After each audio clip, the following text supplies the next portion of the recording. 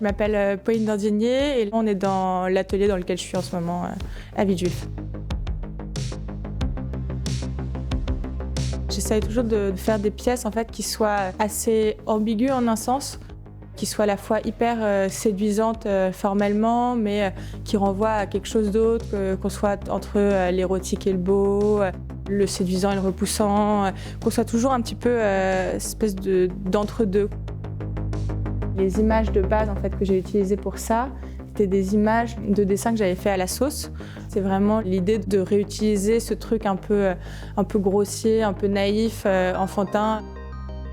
Et les motifs comme ça sont là à passer d'une toile à une autre, comme si c'était un petit peu flottant.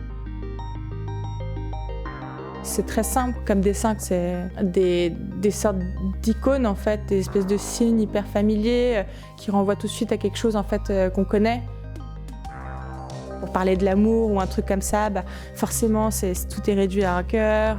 C'est vraiment réduire en fait des sentiments qui sont assez complexes en des formes qui sont hyper simples et qu'on utilise dès l'enfance en fait.